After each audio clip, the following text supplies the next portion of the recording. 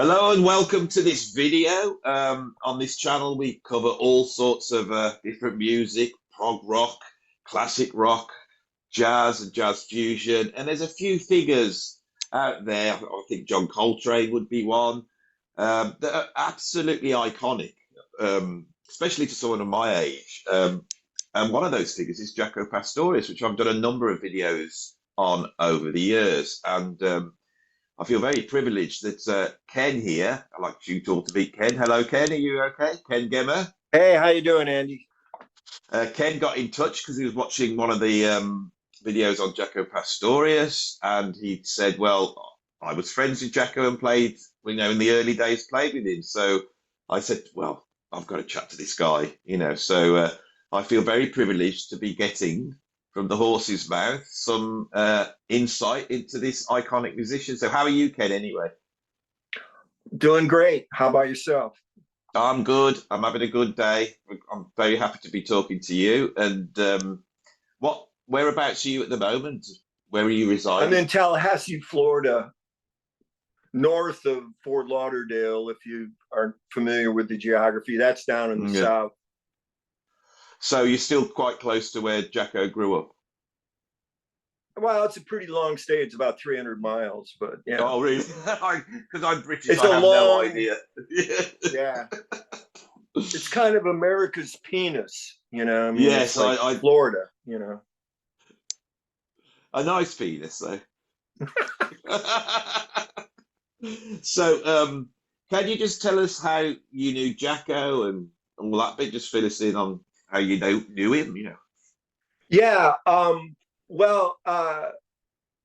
So I was in a band called The Good Reasons, and the way I first knew of Jaco was, he was a friend of our lead singer, Bob Herzog, and I think maybe they had played around together. Jaco was a drummer at that time, and he was a couple years younger. So he was like a fan of my band. Like he was with the guys that were kind of hanging around at the rehearsals, and I heard him play drums. He was he's pretty good, but we had a great drummer, our Tom Staley, who went on to play with NRBQ. Are you familiar with NRBQ? Yeah. It's a band that I love and was a big influence on me. And then Rich Franks was another guy, and Rich Franks replaced Jaco in Las Olas Brass. Jaco had been the drummer, and Rich Franks was a jazz guy who was more, a little bit older and a little bit more accomplished. And so Jaco switched to bass. But when I met him, he was still a drummer, and he was just hanging around. He was always upbeat. So, he was very athletic, always playing basketball, shooting the hoops and that kind of thing.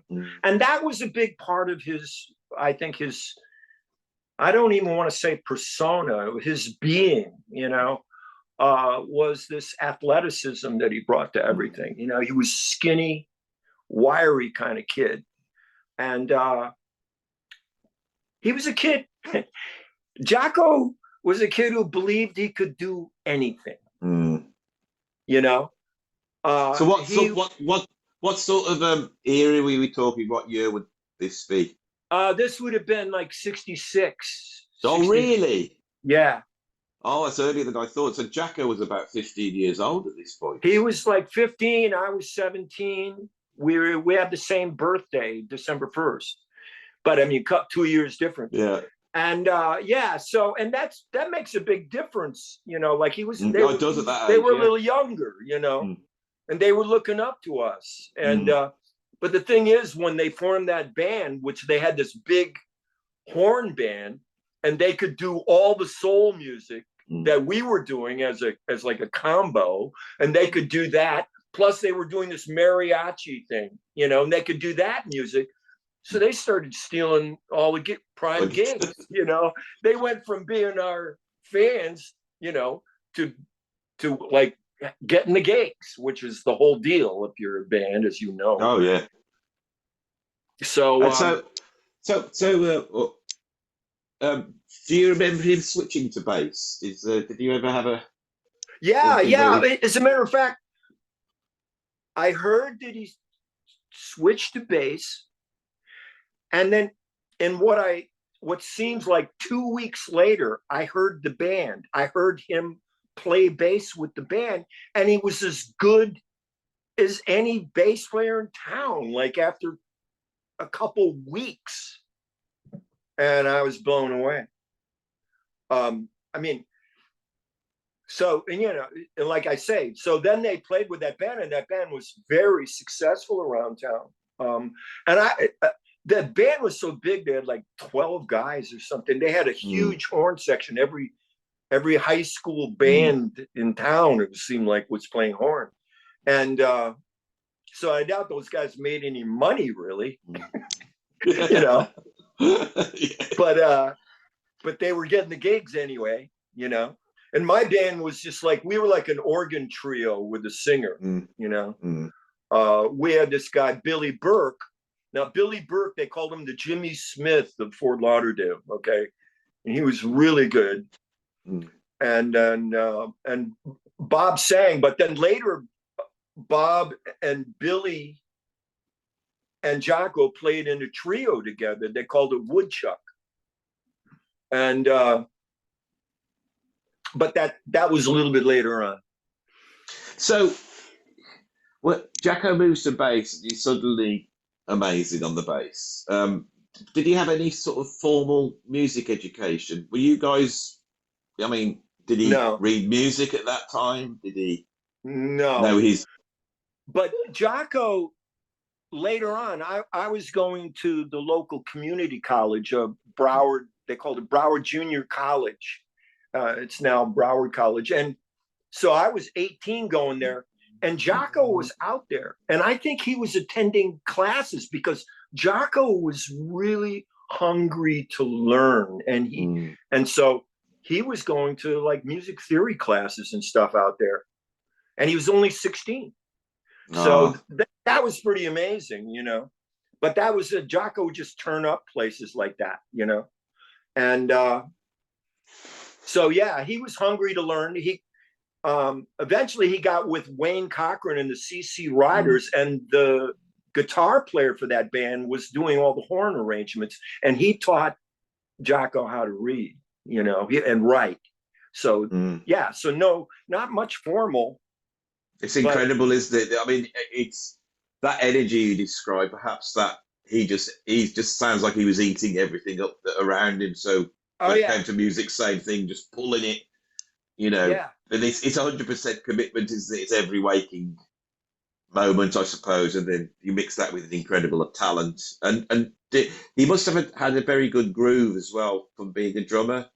Was his Oh, drumming? he's exactly, that was the main thing. You had to have that.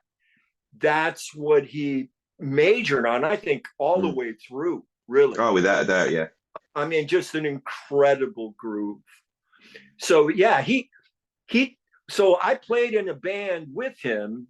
It was his band, actually. It was Mm. called, and you see the grandiosity coming through in the title, the Uptown Funk All Stars. So we were All Stars. We were christened All Stars. Like Jaco was never known for his humility. Okay. And so there was a guy on sax, Tyrone Weston, who I had met at a love-in at Grenell's Park, and I introduced him to Jaco. So he was the horn player, the principal, and we had another guy, Bob Miller, and then Bob, who had been the lead singer, he was playing drums. That was the original band. I mean, it morphed. It morphed. I think Jaco, when he would get a gig, that's what he would call it. That whoever was there and played, and yeah. So we were playing, like, we played at I don't know, birthday parties and the high schools, and he got us a gig playing for a frat party or something like that in Gainesville, which is like 200 miles north. And and the van broke down. The broke down. Well, actually, we're pulling a trailer behind a Mustang or something, Ford Mustang, which is not a big car, and the car broke down, and so we never made it. And that was I didn't hear from Jaco after that. I think he gave up trying to manage his own band at that point, you know. But he was there on the side of the road, you know, playing bass like the whole time we were waiting for, I think, one of the horn players' dad to come pick us up. All So our equipment. what sort of music were you all listening to at that time? Oh, it was I mean, just heavy on the R&B.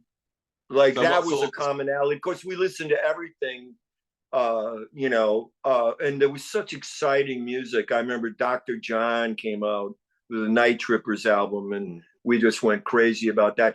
I remember Jaco was a fan of Blood, Sweat, and Tears.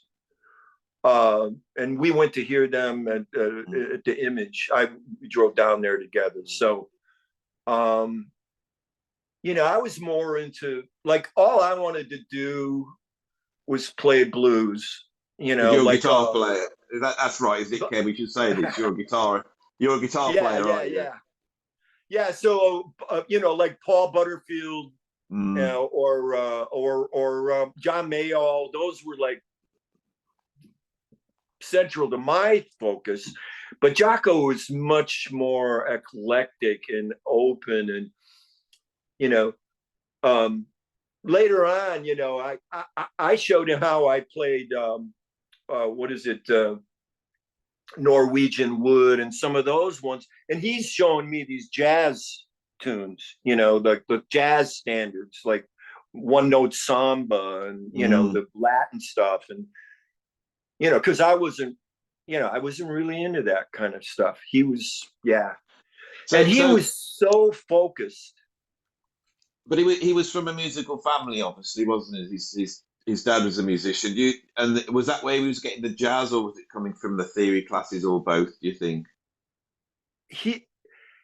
Yeah, his dad was into Frank Sinatra. His dad was a drummer, and he was in and he loved his dad. He emulated his dad, who was like gone half the year. Like, you know, he would come down during the summertime, like visit, you know, because I guess he was touring or whatever. And yeah, so I think that was that was part, I think, of Jaco's laser focus on being a musician. You know, he knew what he wanted to do.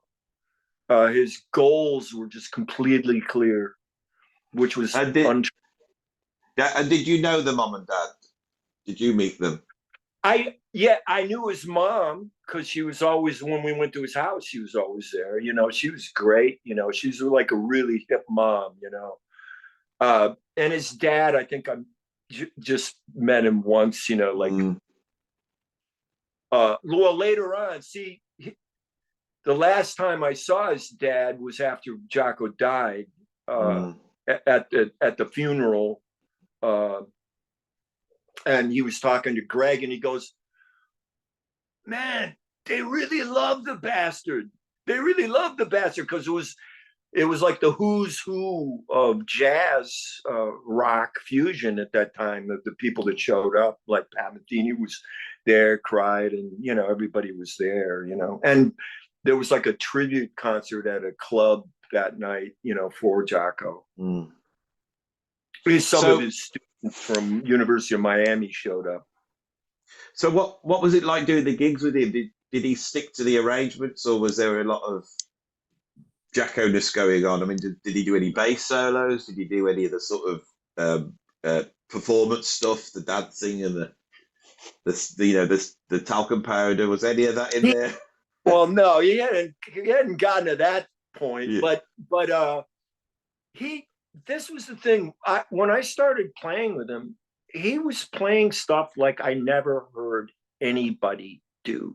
He was already playing chords and doing harmonics, and yeah, I was blown away. Like, he was so advanced by that time, and I didn't know. there's a lot of people who've said, I've read this a number of times, that a lot of people said he was at his peak before he got famous. You know, when he did like the Pat Metheny album, the Al Di Meola, and then his solo album, he's at his peak there. And actually, people said that when they've seen him. So you saw that you could definitely verify that right from virtually day one, he was doing all that stuff. It wasn't like a slow slog to get to that point for him. Oh no. I mean, I think he developed it further. He was already, you know, the tunes, the compositions were already starting. I mean, he introduced me to the song "The Chicken." Like, we played "The Chicken" in our band. I listened to James Brown, but that thing was in the back catalog. I didn't know "The Chicken," you know, but we were doing that in the band. And well, it's hard to say, man. I wouldn't want to try to say when was his peak. You know, he was phenomenal before Weather Report. I think what he did in Weather Report was absolutely incredible. It is incredible. It's just, I think for me, it's trying to work out where that level of genius comes from. And, you know, some musicians have to work and work to get to that point. Whereas with Jaco, you can't seem to find, you know, you've said basically you got the bass and 2 weeks later he was up and going. It's incredible, you know. Yeah. One story that Bob Bobbings tells it. I don't know if you know who he is. He is a guy that, well, look, he put out this. This is a fantastic thing. Can you see that? Yeah, portrait. This is a fantastic portrait of Jaco, the early years. So many incredible memories in this. It's highly recommended. I don't know if you can get it now or not, but that's incredible. So there's it's a CD, and it's got this whole package, a booklet. And then the other thing is Bill Milkowski's biography. It's just incredible, the stories in here. One of the great books on jazz. It is really one of the great. I've read it twice, I think. And all the guys, my buddies and all the music guys are all quoted in here, and they have the stories, you know.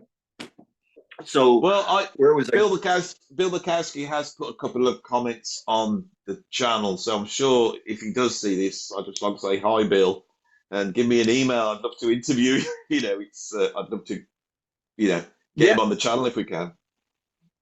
Yeah. So I saw Jaco about 3 months before he died. I hadn't seen him in years. Well, before we get to what happened, so you say you broke down on the road, and then did he just disappear then? You didn't see him again?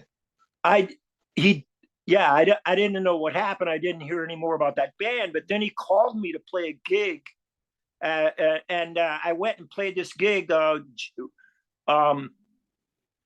Danny Skidmore was the lead singer, and it was incredibly good, you know, like soul, R&B, funk band, you know. And but so with Jaco had this like enthusiasm and belief in himself, and when I played music with him, he made me feel the same way. So it was like the life of the party. And if you were in the in crowd, one of the guys that he liked, he just made you feel great. Like, I felt like I could do anything. I didn't even know half of these guys' tunes, you know, but at the end of the night, it was like, it went great. Everybody said it was great. So, yeah, but I mean, that was a straight, you know, dance, funk, R&B kind of gig. And those are the kind of gigs we did. We didn't do any jazz. I didn't really do any jazz type stuff like that. That came later with him, I think. And that was always his foundation. He was always thought of himself as being like an R&B guy. You know, that was, so the groove was everything to him, really. Oh, with that, yeah. And his own groove as well. I mean, although he listened to all those soul and R&B and funk players, Jaco's got his own groove, hasn't he? But I think you said that for you, that like Hijira with Joni Mitchell was like the tops for you. What didn't you say? Was that you? Well, I always feel that great musicians, when they're that level, they need the compositions. And so you put Jaco with Joni Mitchell or with Joe Zawinul or Wayne Shorter. I mean, they're three of the greatest composers of the 20th century. But so was Jaco, and I've pressed against this idea of him as the bass guy. Yes, he did change the face of bass, but so many other bass players did. And I think there's a couple of factors that don't get discussed. One is his compositional, because he really is one of the great composers in jazz for me, without a I doubt. think so. I don't know how many people have that opinion. I think without a doubt. And also the thing that never gets discussed is he had incredible charisma. And was that the did you feel that when you were in the band with him back then?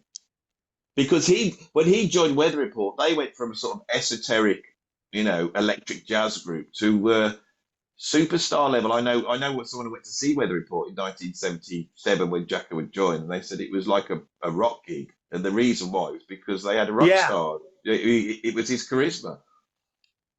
And did you feel that's that at the really time? true. Well, in the when I was playing with him, I mean, he was still like mainly the bass player in Mm, an R&B setting. So, I mean, that was, I just think he just continued to grow and mm, grow in his performance and everything. Um, so yeah, as a human being, the charisma was there in him, mm. though. I mean, he believed himself. He was he was the greatest. I'm the greatest. Like Muhammad Ali or something. And so yeah, it was there, but I think it just continued to grow. And And through all of this those time, was he playing fretless then, or was it fretted? Was he no, when playing I it? played, he wasn't playing fretless Yeah. with him. When I played with him, that was he did that when he was with Wayne Cochran. He took the frets out. That's a famous story. I think he was on the road and Mm. he had a gig that night, and it took the frets out of his bass. But yeah, so yeah, no, that came later, and of course that was part of the inimitable style. I say Mm. inimitable. Everybody's tried to imitate him. You Oh, I know. mean, it's someone said the other day. I interviewed Mike Biseglia, who's Suzanne Vega's bass player, but he'd also come up just after Jaco, and I think he said something like, "You cannot play a fretless without thinking of Jaco's sound. It's Right. almost impossible."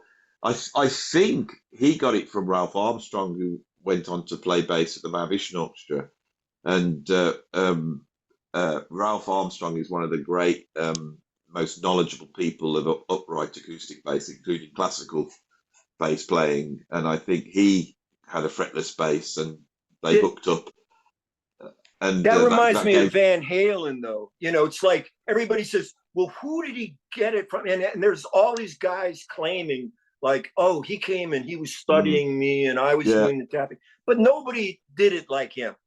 Come on, no. Eddie was the like maybe there were people doing it before, but not like Eddie Van Halen. And Oh, that's I, kind I'm of the so I'm so happy you brought up Eddie Van Halen in this conversation with Jaco, because I don't think anyone has ever stated this. If the Jaco emerges 75, 76, Eddie Van Halen emerges 77, 78, and they're very similar because they've both of them have totally went their own way, completely went and yeah, reinvented the instrument that they were playing.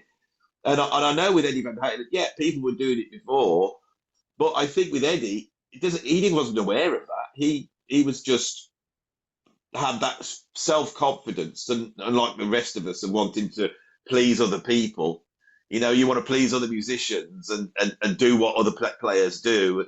But there's certain players around and go, well, no, I'm going to do this. I'm going to play harmonics. I'm going to do all, yeah, incredible, incredible. yeah. I can't believe that Jaco ever worried about that.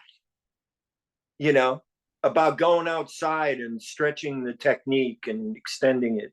Like that just seemed to be like what he set out to do, and he I've never looked back. You know. I've always thought there's two factors that make great musicians, and they're both opposite. There's certain players out there who they work really hard because they don't want to let down the band or the audience. They don't want to make mistakes. They want to make sure they know what they're doing. They listen to other players and they want to make sure they can play like that, you know. And then there's other players, and I think they're rarer, where everything's just a playground. And I always felt that was what Jaco was in. I mean, you said before Absolutely. that you said he's like the music. And when I listen to the music, it just seems like he's not playing all this hot, weird harmony and all these arrangements because he's clever and he wants to show off his harmonic knowledge. It's because it's a playground. What can he do with it, you know? And you can see that when you watch videos of him. Oh, absolutely. Have you seen that video where he's with Toots Steelman and they're doing 3 views of a secret and he's playing piano? Piano, yeah. You can just see the ecstasy pulsing through Jaco. So, you know, like that's fulfillment right there. Like, yeah, and it doesn't matter what he's playing, does it? Jaco's Jaco on whatever he plays. It's oh like, yeah, the piano, I'll play piano, I'll play some drums. You know, it's like whatever he wants to pick up and play. And the musicians, well, there's a magnetism there with him that you can tell the musicians are picking up on that.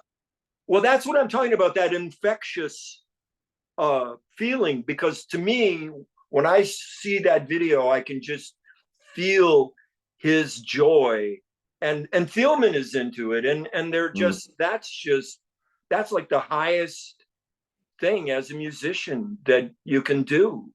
And yeah, and that composition, 3 views of a secret, is one of the most beautiful pieces I know of in all music. The doesn't the I mean, you're a brilliant musician, okay? Oh, thank you very much. Doesn't the melody runs in that song, those notes are in the chord extensions of the chord. Yeah, well, I can remember I once at college, I don't like to talk about music theory because there's a lot of people watching this channel that don't get it. But I can remember doing an analysis of this in a class once. We put all the chords up because the kids were trying to play it. It's really hard to play. And we kept working and working at it. And I didn't know where I was going at it. And after a while, I mean, this is a long time ago when I did this, but I'm pretty sure it boiled down to a blues.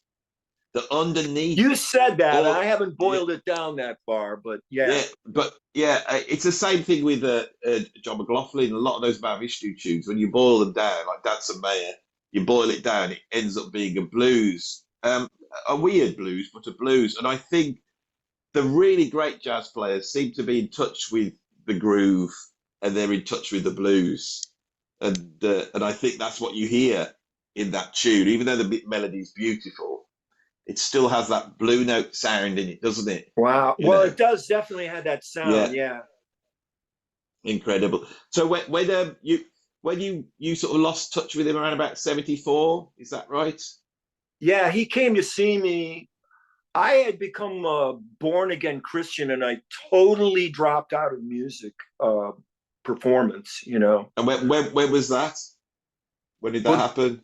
Well, he visited, and that was in 74. Yeah. And I think he came to my house where I was staying, and he told me about, he had played with Paul Bley. Yeah. That he was all excited about that, and he was playing. He had a gig at the place, I think it was called Bachelor's 3, which was on Sunrise Boulevard, and all of the stars, you know, the national acts came through there, and then he was in the house band, Peter Graves' band, if I've got it right. And so, like, he was really fulfilled as a musician at that point. He still hadn't done his first album yet. He hadn't recorded that. That was to come shortly thereafter. Yeah, but he had the Aquarian Gospel of Jesus Christ or something he was telling me about. So he was a spiritual seeking person. So what happened with you? You obviously playing in bands, all this. Why did you stop playing? Why was the sort of the I tried to I got into a very intense, someone might say a Christian cult. And like I was, so I tried to shed everything of the soul for the spirit, and music was my biggest addiction. So I tried to give it up. I tried to root it out from the inside, and I couldn't do it. I couldn't do it. I failed. Well, what I got you remember to that point? Steely Dan. Go ahead. What got you to that point? What was that? You were obviously playing in bands. Was it because the thing is, we love music. We all do look. We love music so much, and deep down, I think the music is spiritual, but everything that's wrapped around it is horrible, isn't it? I went through a thing around about 2009 where there was so many dodgy people I knew, and they were great players, but when you were around them, you felt like you were getting pulled down, and there you lots go. of drugs and drink and all that type of stuff. Right.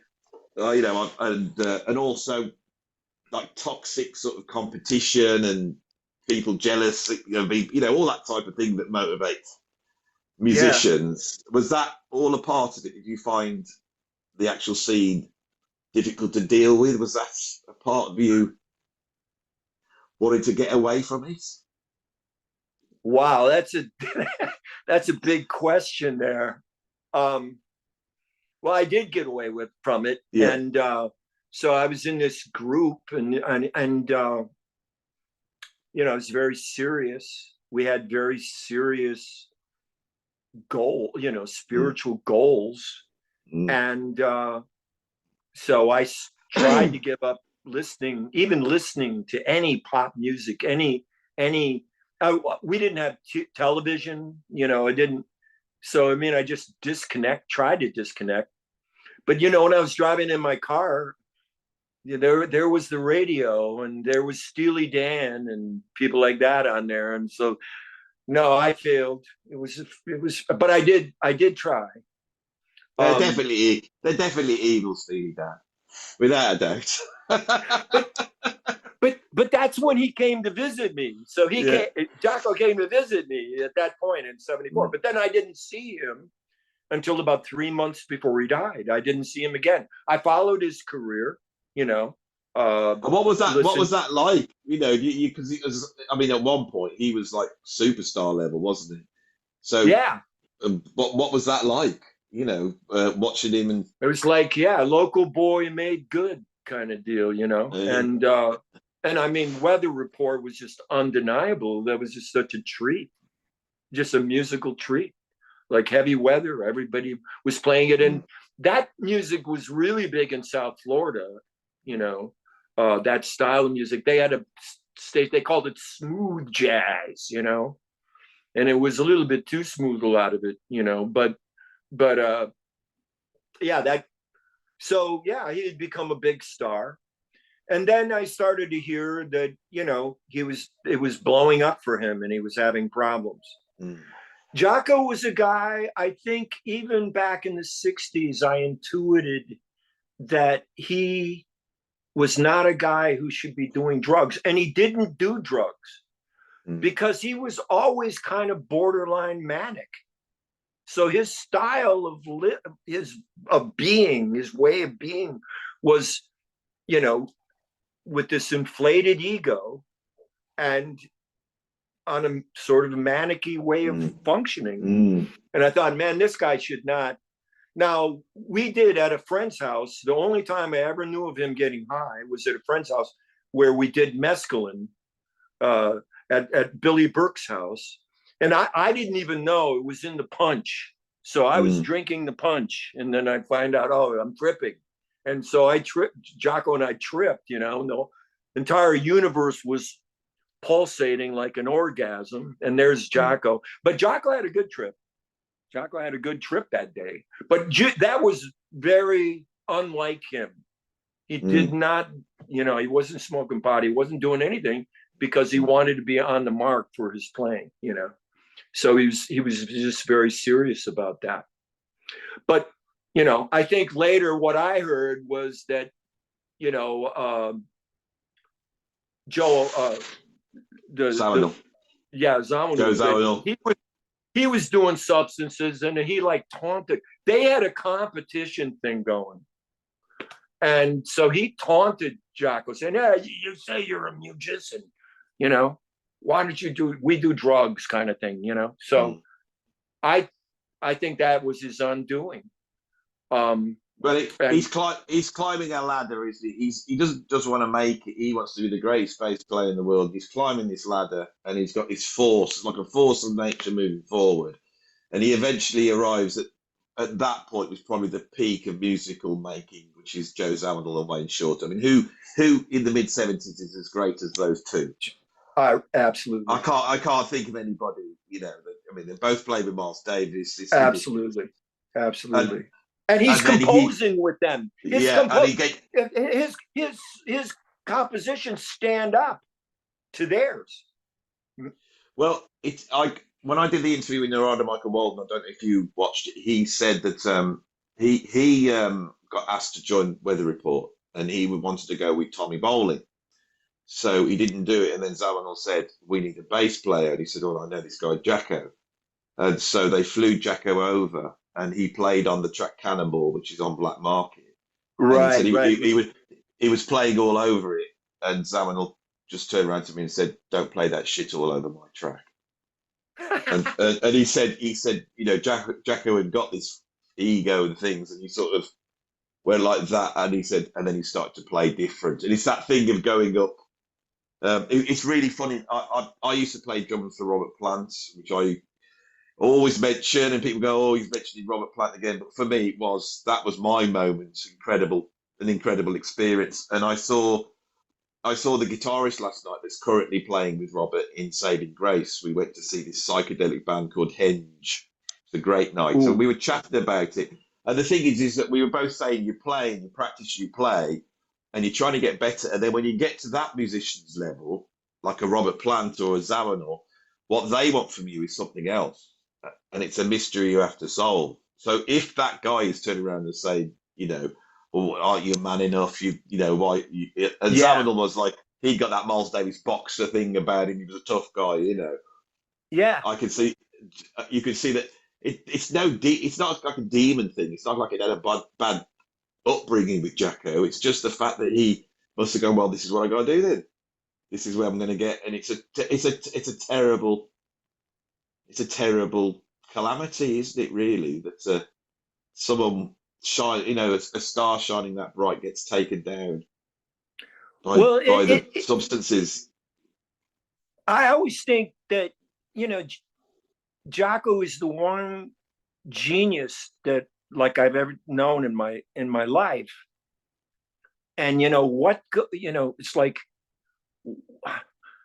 it's a big question to me. Like, and the ego is so central in his story. And but it's a mystery to me. And then, you know, it ends up being a tragedy. Like he's like Icarus, you know, he reaches the Mm. top and then he falls.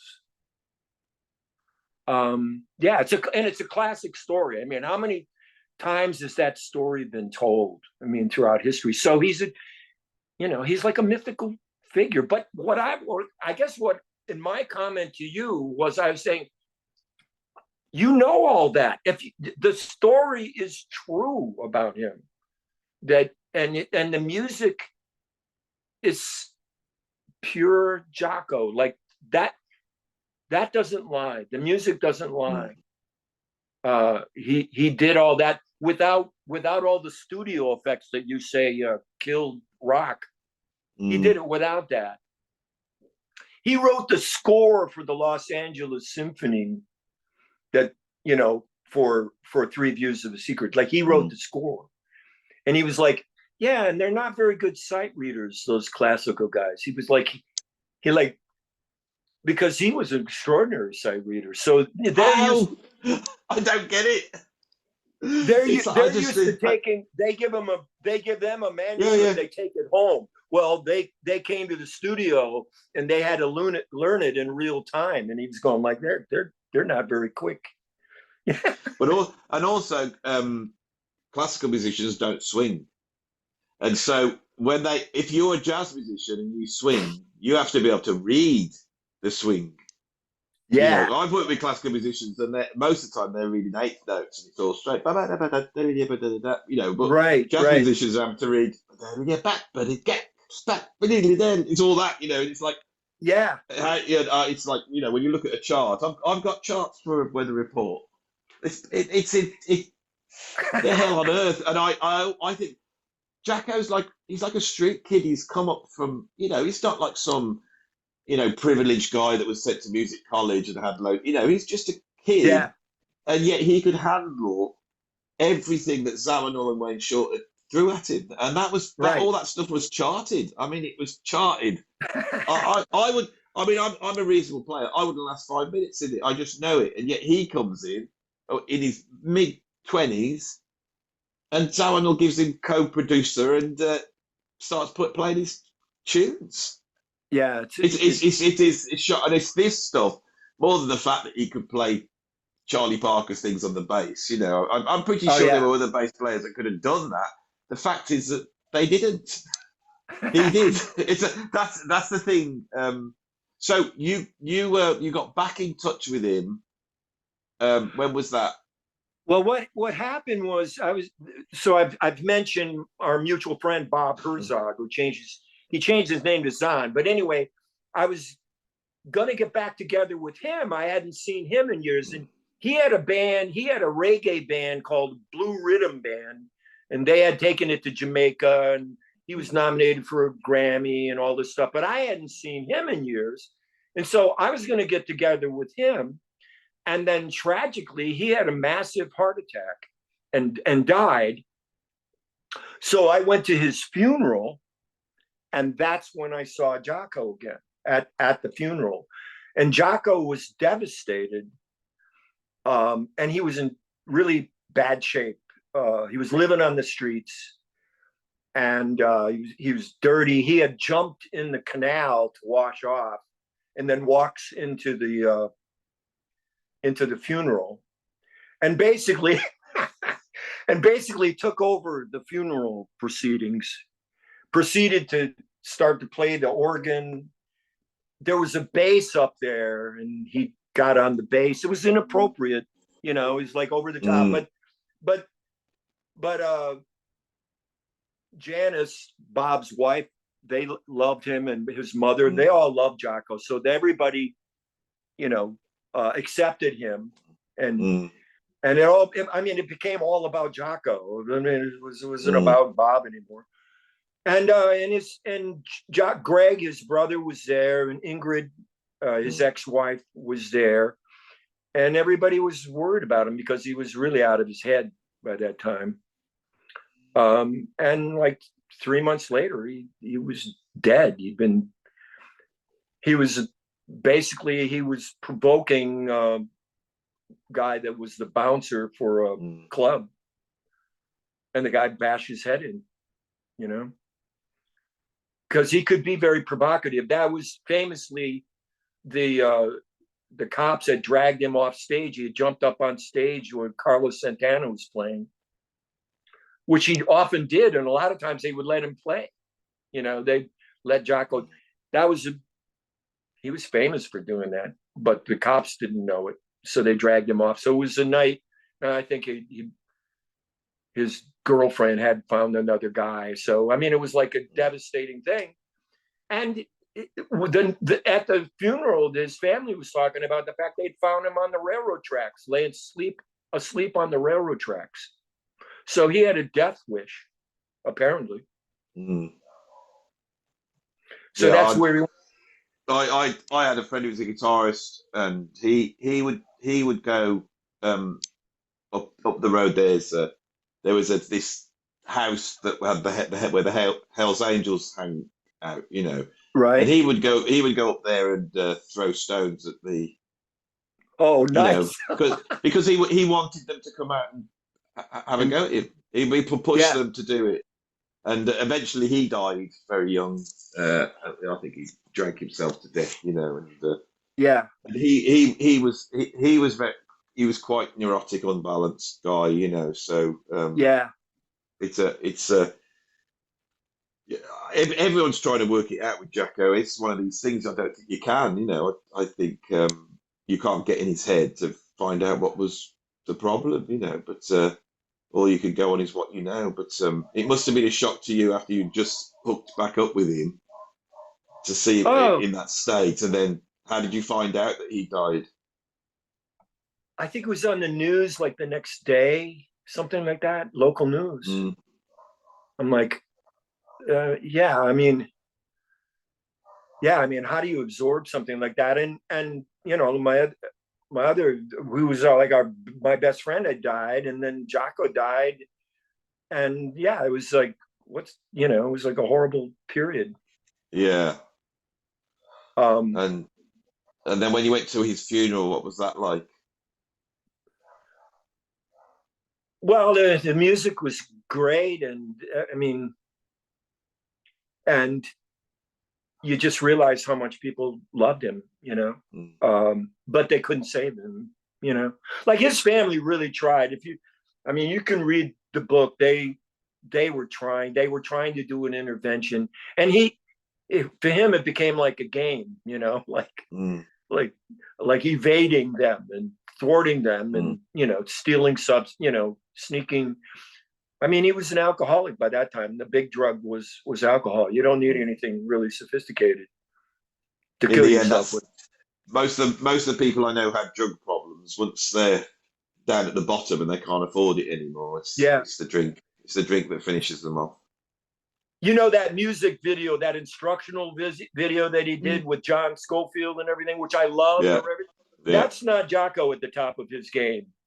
That is not a Jaco there. And No. yet it's a wonderful video. Mm. And that jam with John Schofield is just great. Kenwood did hard on drums and he chucks the bass, Yeah, doesn't he? To Kenwood. yeah. And it's like, what is Jaco gonna do? Yeah. And yeah, even there, he's the prankster. You see that? Yeah, that's another thing. He was a trickster. And Well, I nearly put this on for the interview, yeah, right. and I thought when it gets heavy, I could do the Jacko.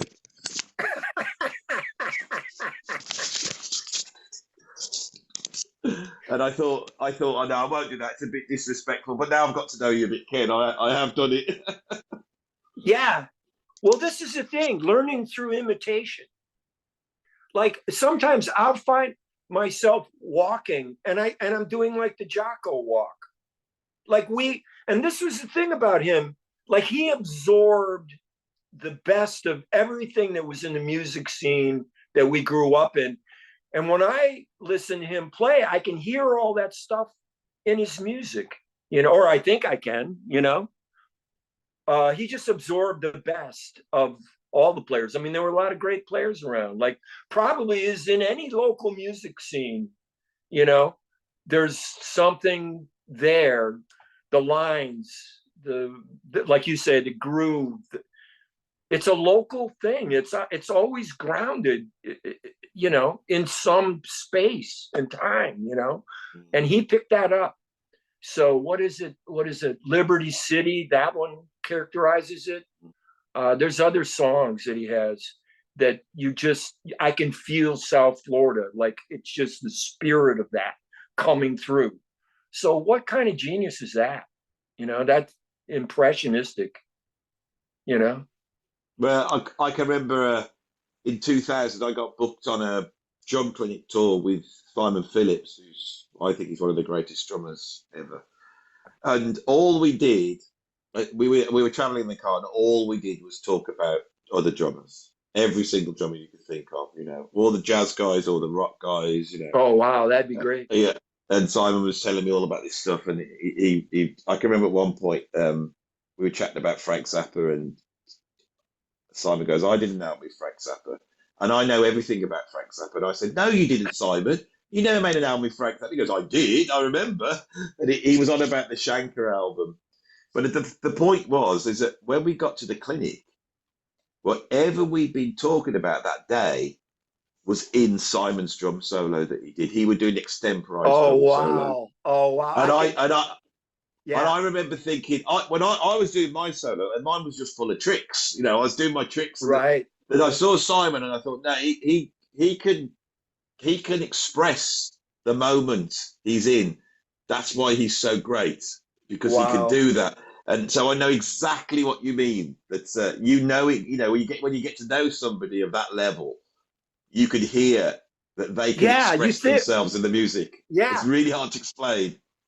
And you don't know. I know you've talked about the subjective, objective. You don't know. I don't know. Am I hearing that? Is that in there, or is that? It's like color. Is that in my eye, or is that in the environment? I don't know. But that's what happens to me. Oh, so the first thing I watched of yours was the Bollywood, where you're doing Mm. the Bollywood. And I've gone like, how does he do that? I was just amazed. Do you have any videos about explaining how you do that? That and the Frank Zappa one that you do. I can't remember. The Black Page. Yeah. Oh my. Yeah. How do you do that? I the thing is that I'm a rock guy. I heard Zeppelin and Sabbath when I was a kid, and I I was learning by ear, and I play guitar as well. And so when Right. I would put on a Charlie Parker record, and I would try and play over it. I hadn't got a clue what I was doing, but Right. I made my own I made my own way through it of how to do it, and I think with that stuff with the Bollywood thing, or that the Zappa one, if Schofield said this in an interview, all you're really trying to do as a musician is sing. And so if you can sing it, and if you can Oh play what you wow. can sing, then you can play it. And But he those are doesn't. enormously. Those are like so fast. Those lines and so complex. Like I'm just amazed. But it's the thing with Jaco. It's like um, he and this gets what's the word? Uh, uh, Peter Erskine's kicked off about this because there was a video with Adam. I did a video on this. Adam Neely came out and said a lot of the Jaco solos were worked out. He's he'll Oh he'll yeah, that's he, right. You did. You yeah, said that. and the thing is, they are without a doubt they are worked out. It's not to say Jacko couldn't improvise. Of course, he could improvise, but Jacko was an I think he was an orchestral, compositional thinker. There's certain musicians that just burn. But with Jacko, his bass solos are like his compositions. They're architectural, and I think he was interested in structures. And I think so that is beyond jazz in a way.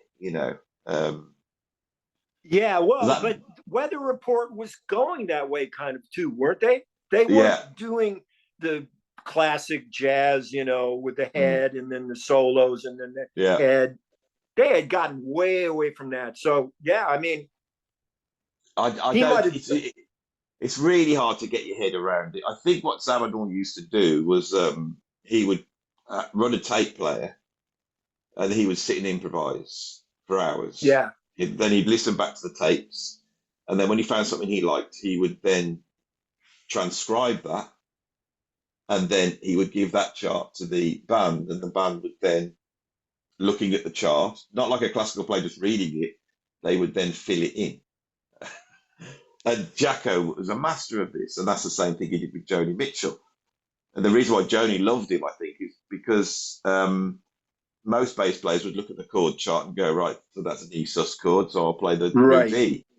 But Jaco would be able to create this line that weaved through it, which Exactly. reacted to her voice and reacted to the subject matter as well. This is the key.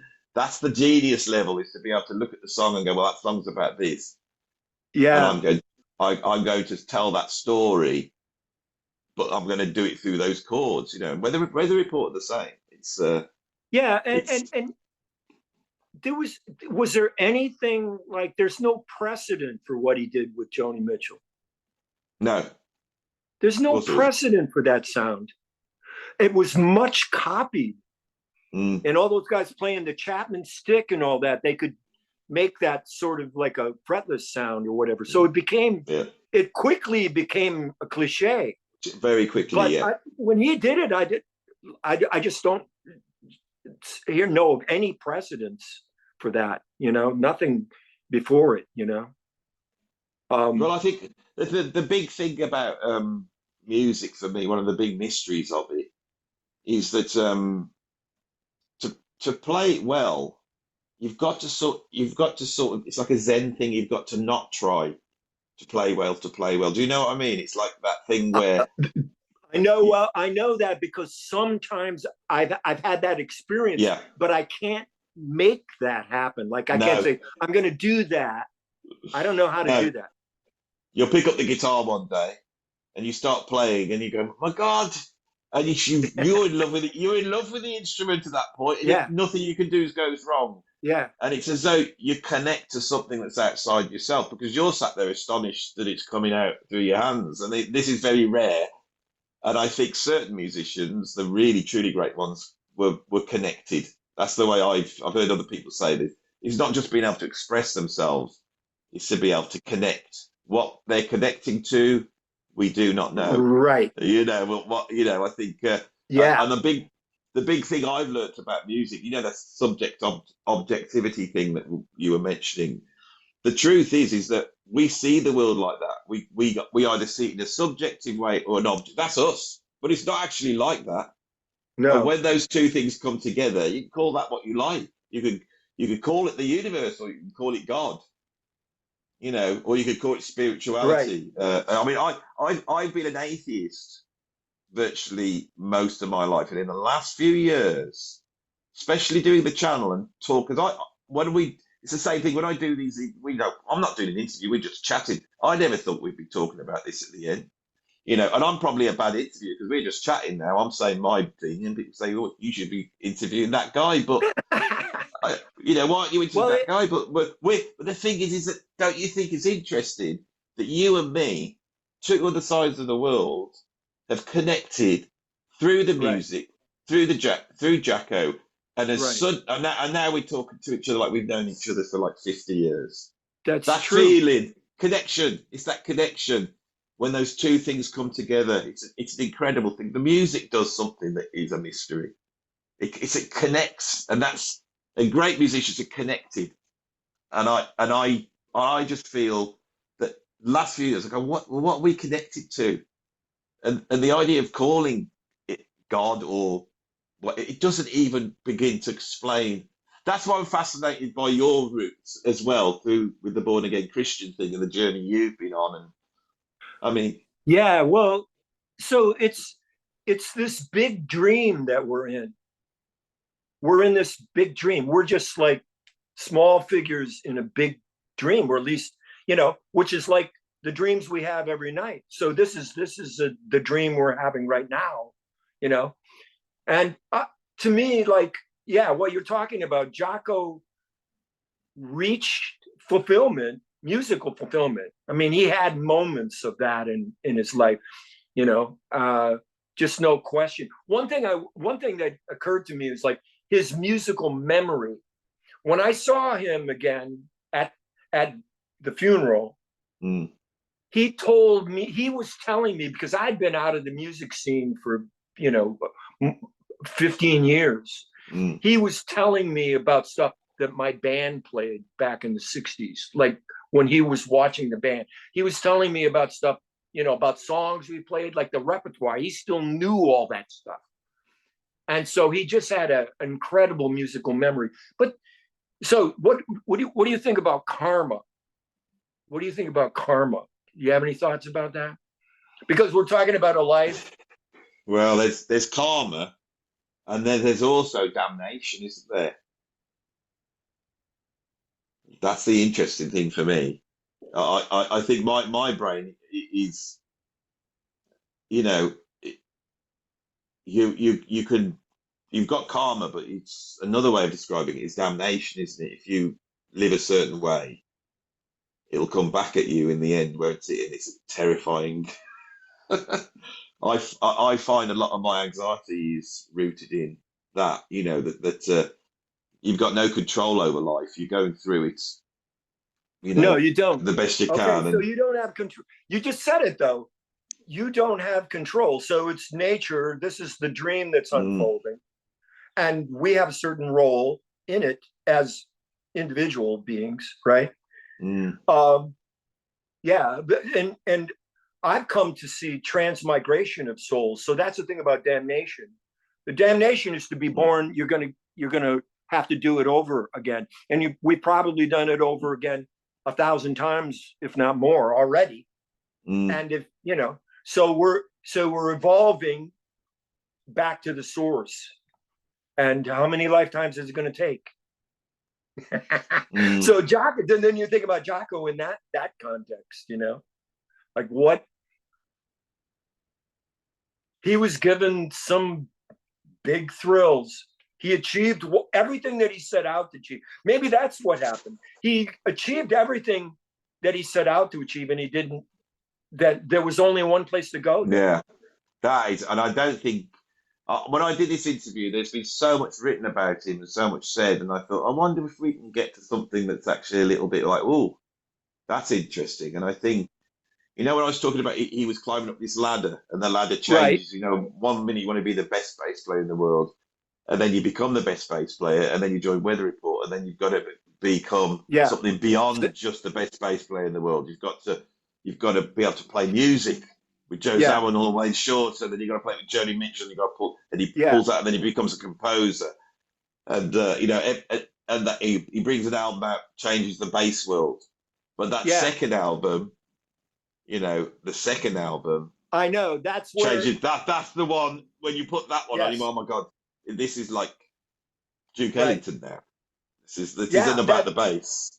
So then, what is he gonna? What's the? Where What do you is he go? And gonna do that's the after that?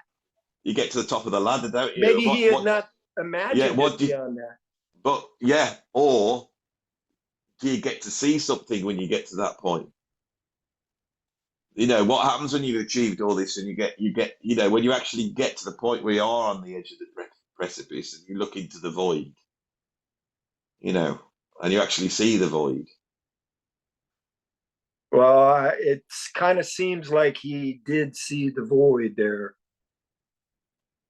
However, the void is an occurrence, is an object in universal Mm. consciousness. So the void ain't the whole thing. The void is No. practically nothing. That was a This is pun. this is the real. I mean, I feel that it's interesting when you said you felt like you had to sort of stop doing music. Everything I know has come from music. Absolutely everything. It's like music's been. It's like you tease this bit out and you open it up. And my YouTube's an example of that. I am shocked that at 40 years ago, I bought an album with Narada Michael Walden on, Jeff Beck's Wired, and Uh, that I was searching for something. I'd found it. Heard the Mavish Orchestra. I'd found it. Billy Cobham. I found it, and that is all. Who I married, the fact that my kids are born, everything I've done yeah, is because of that.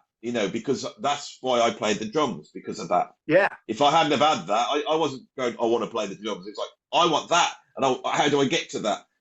And now I'm I'm friendly terms with Narada Michael Walden. And the only thing I can think of is the thing that goes against that void, that which I think is chaos. It's all around. And I'm a very anxious yeah, person, you yeah, see. I've always yeah. feel that's around me. Is love. And music is like Yes. the embodiment of love, and that's what I'm getting from you for Jaco. There's a love between you and him that goes right back to when you were kids, and you Oh can yeah, feel it in the music, and it's like you say that when Jaco died, even though in a way it'd been so bloody difficult for everybody and such a worry, and yet what do you feel at that point from the musicians and his family? You feel the love. It's the love, and the thing with Jacko is that we're talking about him. How many years is it? yeah. Because he's 37 years ago. He died, and we're still talking about it because you could feel that when you listen to the music. It's love you're hearing. you Yeah, know, yeah. I embodied mean, it. he captured the imagination of the world, of or at Yeah. least a segment of the people who want to aspire to, Mm.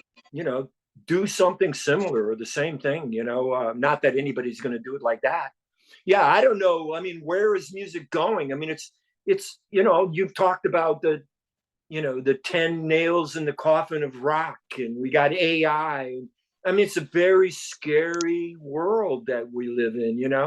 Like, what's the future of music? I can't see it. It looks like the void you're talking about. Yeah.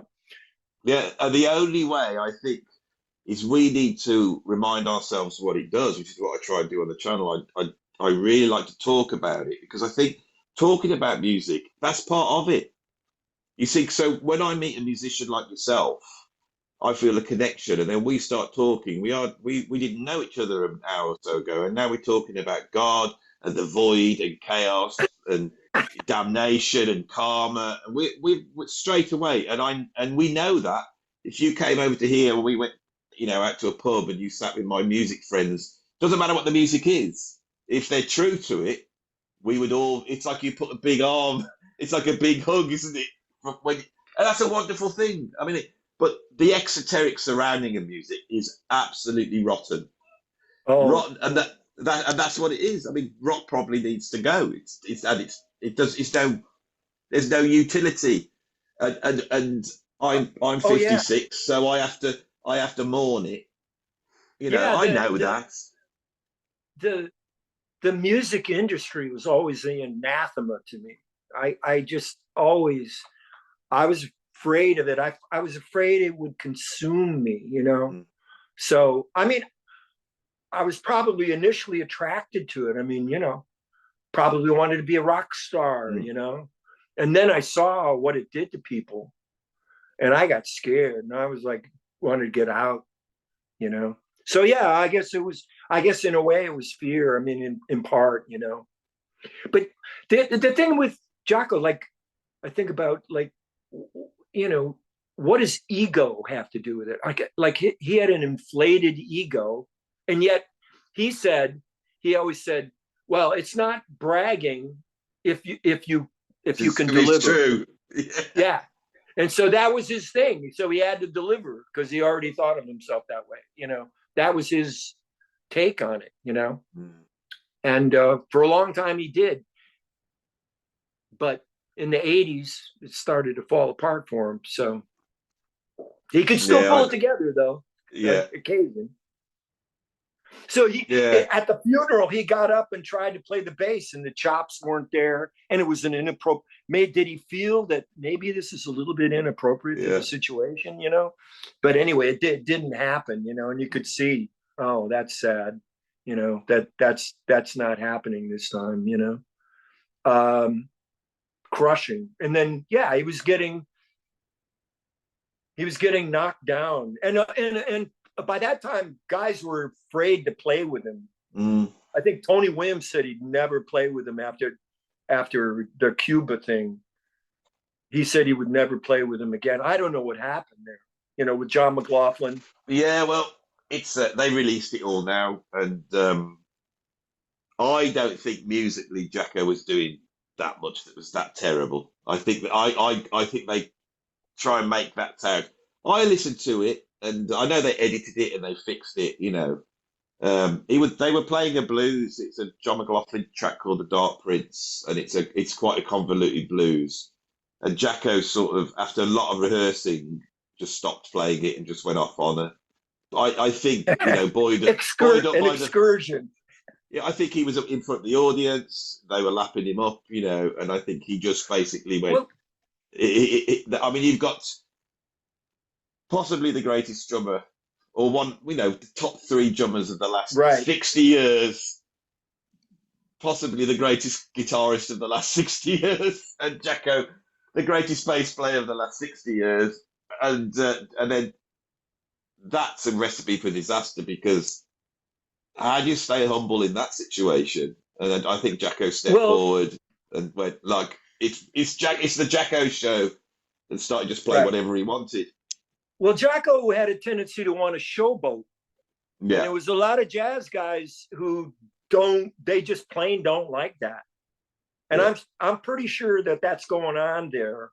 Yeah. That's what And you it. know, Yeah. that's where who was the big showboat? Jimi Hendrix. Talk about showboating. That's, you know, and then I always draw those parallels. I mean, Jaco had, you know, it was a pretty short life, but look at Mm. Jimmy's, like what he did in 3 years. Unbelievable. And then there's the karma aspect of it. It's like Mm. that's all he had. I can't imagine, or maybe I don't want to imagine, if Hendrix had lived on, you know, like what could but how could he have kept up that? Like Mm. he was like a burning bright light.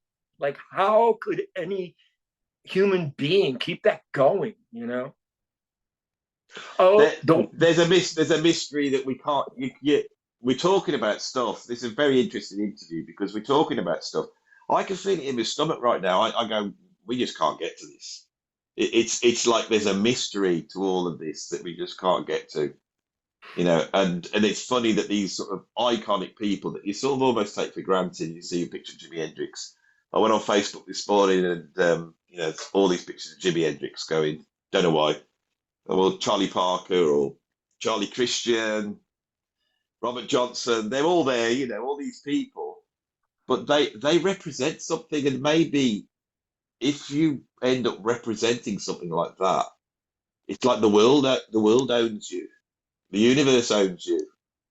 If you aim for that sort of greatness, because the opposite of that is to go in a monastery somewhere, isn't it, and almost withdraw from life, which is the opposite thing, isn't it? You have to get to for you to be yourself, you've almost got to step back from that, and everyone knows that to a certain extent. And oh yeah, the spiritual path would be the way of the yogi, or the way of the fakir, or the way of the monk. They're the three routes, you know, yeah. to enlightenment, which all involve a sort of withdrawal from this world, you know, this sort of world. But if you do the opposite, and you become iconic, not just a player, you know, a man of career, but someone who's iconic, that people that the universe owns you in a way.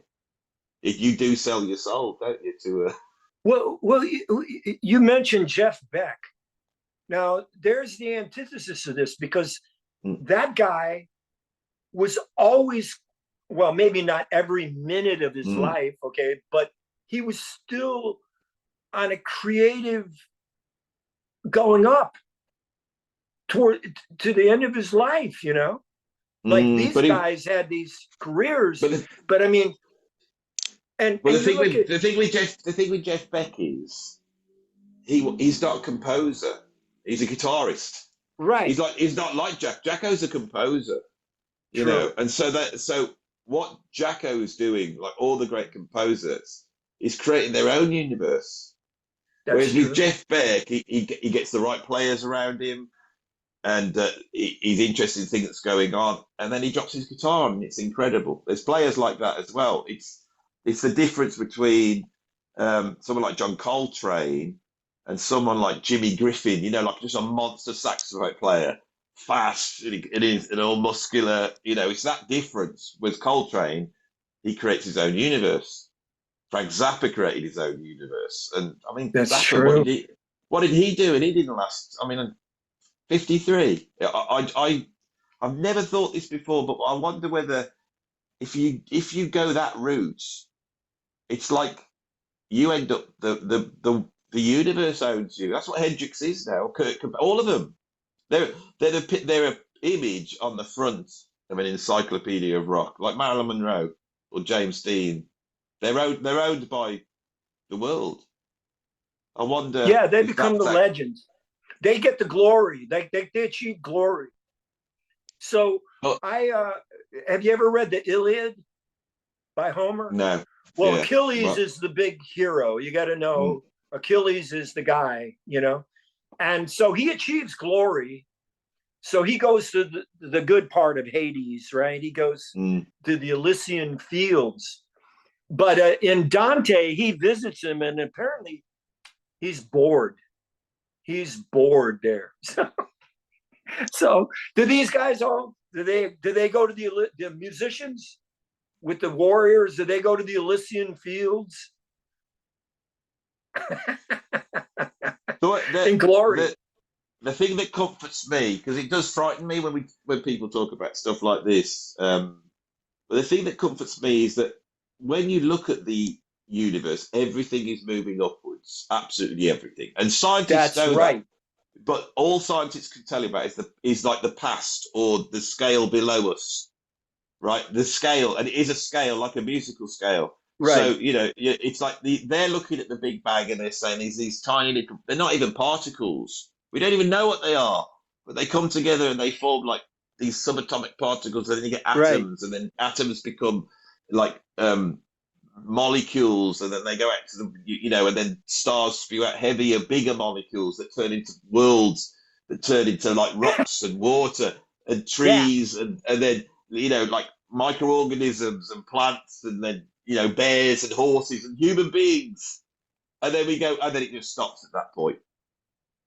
And that's what science says. It just stops there. Yeah. And I go, and the thing is things like creativity, music, consciousness, all these things Yeah. they're the product. That's the higher level on a scale. Scale. It's like music is like music, harmony and rhythm. They reveal that they're like a ladder upwards to Yeah. me. And I think I when I was young, I discovered a mystic called Gurdjieff, and I was obsessed with Oh yeah. Gurdjieff. Yeah. I'm familiar with them.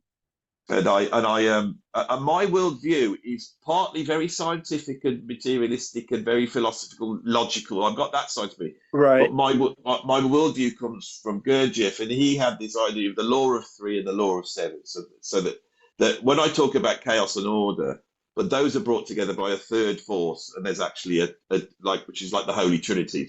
It's a three. The world is made out of three, but Right. the processes of upward movement are on the law of seven, and it's like an octave.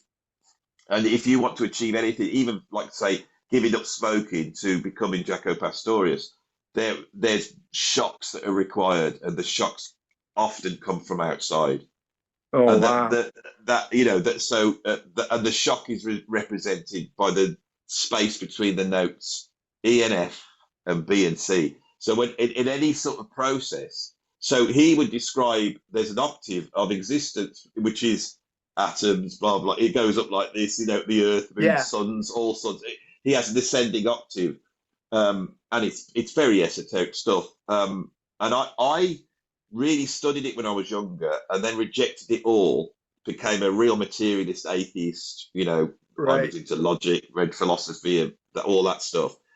And then now I'm trying to unify those two things, and realizing that the scientists are right, but it's just one. We see the world in a certain way.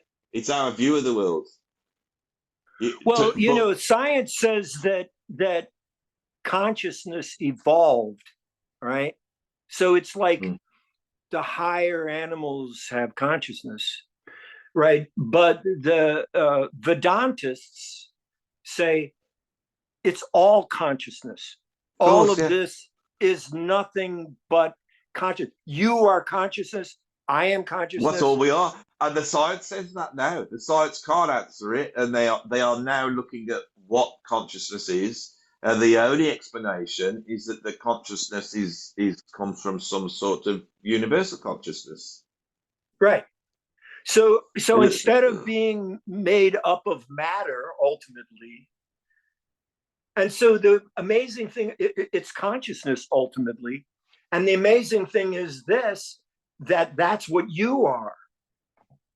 That's, and I know I am, because that's the thing that frightens yeah. you at the same time, that we know we are. We So know if we if are. it's a material universe, then you can't know it directly. But since what the ultimate of everything, the foundation of everything, the what they call the ground of Mm, being yeah, is consciousness, and that's what you are. And the mystics have seen this for thousands of years throughout history. yeah. Meister Eckhart and these people, you know, who I don't know how he got to it, but the Vedantists, what is it, the Neoplatonists. Mm. It's I believe it's at the core of every religion. And I think now science is finally discovering it It's like, yeah, after going through. and it's about unification. So if you go back to music, every musician knows that they you can forget all that. I go, well, that's too much. I can't deal with that. It's making me like, I just want to play my instrument. So they pick the guitar up and they're playing. And what they're trying to do is, like I say, they're trying to get to that space. And that space is the perfect Yeah, balance between playing perfectly, yeah, nailing it, yeah, getting it, but also expressing and riding the wave of chaos where you, like Hendrix, Band of Gypsies. He's in, put Band of Gypsies on, a machine gun. And in the yeah. middle of that, and that guy didn't know like Charlie Parker knows. It's not the notes. Oh, I But know. he connects that bit where he's going that bit. What are you doing, Jimmy? It's like this is like avant-garde, but you're like a superstar. Everyone, he connected with everyone. And I think John McLaughlin's another one. The Yeah, Mavish Orchestra and Jaco. This is why they're iconic, because this is what they achieve. And it's really hard. Everyone then just reduces it like a scientist. They reduce it down to, oh, he played this fast, he played these notes, he did this. It's not about that. It's no, about bringing these two things together. And when you play music, you experience this harmony, this literal harmony of like this sort of it's order and chaos, basically. It's like human beings want it all ordered, but the universe isn't ordered. It's order and chaos all together in a like. And this, I have really come to this through music. I'm not a spiritual person. All my seeking has been playing music, yeah. and So then getting you've this. come to this through music. Oh, totally through music. Absolutely thinking about music, and thinking of how it works. I, all the philosophy, everything that I've sort of thought about is to try, like the starts off trying to, how, when you say, how do you get into that place? How do you get into it? Yeah, And I think if you head to the right place, I've become very much like, I just want to play. I don't want to judge. I get frustrated when musicians get all perfectionist. I hate it. I just want to play. And I don't want to judge what I'm doing. I just want to do what I do. And if it's like that Black Page, that's a hard track to play. I oh, didn't do a hundred takes though. At the end, I go second take because that was the second time I played it properly. I'd been working on it, learnt it all. wow. First time I cocked up halfway through. Second time I got through it, and I thought that's going up. Now I can see a few mistakes, but Did for you me have a that chart for that? Did you have a well chart? there is a chart, but I decided to do my own chart so I could have a listen to it, and I created a chart, and some of it was I could have written out what it was, but it would have been really difficult, and I know what's going on in it, so I had my own sort of cheaty chart where it was written out, and then the really bad bit, it would just say bad bit. you know, there's a 11/4. It goes, oh, it's not so hard to play, and Wow. if I'd have written it out, I wouldn't have been able to read it. But if you watch my Narada Michael Walden thing, I said this to him. I said, when you got in the Mahavishnu Orchestra, think about this. The Mahavishnu Orchestra forms in 1971. Billy Cobham comes in, changes the face of drumming, and then Narada comes in at 19 years old, and he picks it up like Jaco. He picks it up and runs with it, Right. right? And how do you do that? How do you assimilate what they've done? How did Jaco assimilate what Joe Zawinul had done? I mean, he's prepared, but how do you assimilate for that? How do you know? And I said, how did you know that, Narada? Did you have charts? And he just turned around and went, there ain't no charts at that level. And that's I the believe truth. that. That's the I'm sure truth. that's true. Yeah, I that's mean, the I've truth. seen it written out, but I mean, it's extraordinary. I mean, like what, guitar tab and that kind of, but it's Mm, not the whole orchestra. It's just, yeah, it's so there's something you bring these two things together. You bring these two things together, and it's not about the technique.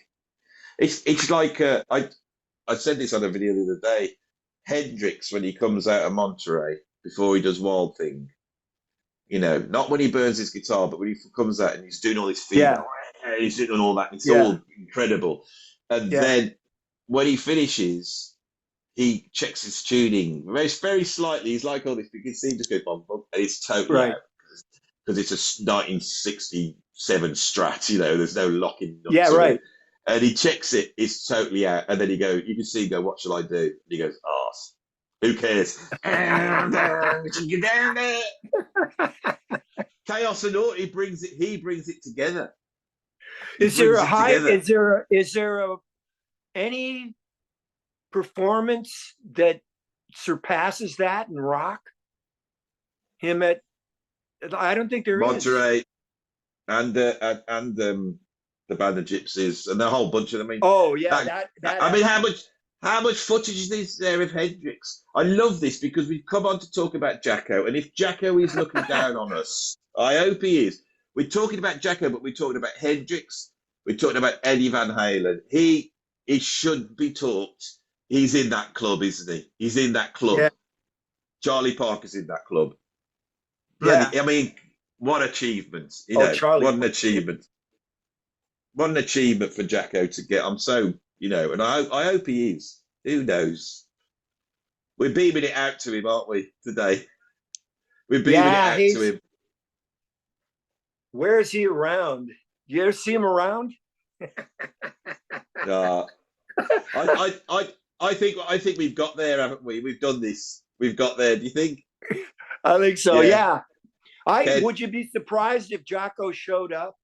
Like, comes out to a gig. Did you see that Herman Zabel?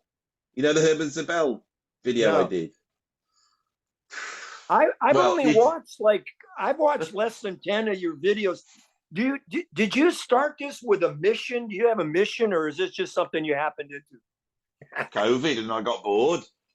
I thought I'd go do a ranking video for the Mavish Orchestra. Yeah. Which is more like, I wonder what order I saw someone on YouTube do it, and I put it up, and people liked it, you know. And so I did a few more, and here I am now. It's become the big thing I'm doing, you know. But yeah, check out the Herman Zabel video.